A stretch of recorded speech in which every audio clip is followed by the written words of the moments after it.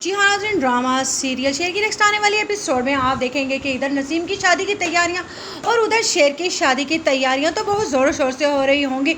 लेकिन इधर फहद अपने बाप से कहेगा कि देखा ना आपने किस तरह से दूध में से मक्खी की तरह मुझे निकाल कर बाहर खड़ा कर दिया इस शेर ने, अब मैं इसे ज़िंदा नहीं छोड़ूंगा। उस पर उसका बाप कहेगा कि हमें गेम को बहुत ही चालाकी के साथ खेलना होगा और तुम्हें हौसले से भी काम लेना होगा। भाभी जान ये जंग खुद लड़ रही है ना, हमें बस उन्हें ही पीछे से पुश करते रहना है ताकि वो इस जंग को जीत जाएं। जिस पर कहता है फहद आप ये जंग आहिस्ता आहिस्ता जीतने की कोशिश कर रहे हैं, लेकिन मैं चाहता हूं कि इस सारे किस्से को 1 मिनट में ही तमाम कर दिया जाए। उधर आप देखेंगे कि शेर से उसकी मंगेतर कहती है कि तुम्हें क्या लगता है कि इस लड़की का तुम्हारे सामने बार बार आना एक इत्तेफाक है? मुझे तो लगता है कि ये लड़की जानबूझकर तुम्हारे सामने आ जाती है। जिस पर शेर कहता है कि मैं नहीं जानता था कि आप इस तरह का सोचती हैं, मैंने आपसे पहले भी कहा था कि मैं आपसे मोहब्बत नहीं इश्क करता हूँ, फिर आपको किस चीज़ का डर है?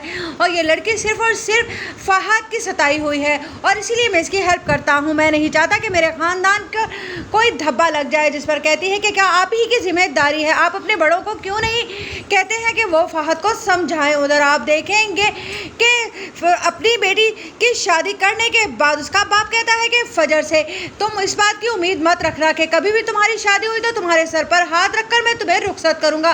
वो तो मेरी बहुत ही फर्माबरदार बेटी थी, इसलिए मैंने उसे रुखसत कर दिया। अब तुम मेरी नज़रों के सामने मत आना। मैं तो कहता हूँ कि मुझे वापस गांव चले जाना चाहिए और सब लोगों को ये कह देना चाहिए कि मेरी बेटी मर गई है। जिस पर उसकी माँ कहती है कि आप फजर की तरफ से अपना दिल साफ क्यों नहीं कर लेते हैं। उधर आप देखेंगे कि शेर अपनी माँ से आकर कहता है तहमीना बेगम से कि आप जानती हैं ना कि मैंने कहा था कि फहद ऑफिस में मुझे नजर ना आए, लेकिन वो उसके बावजूद ऑफिस में क्या लेने के लिए आया था। जिस पर तहमीना कहती है कि तुम हौसले से काम क्यों नहीं लेते हो, ये सब कुछ तुम्हारी बड़ी अम्मी कर रही हैं और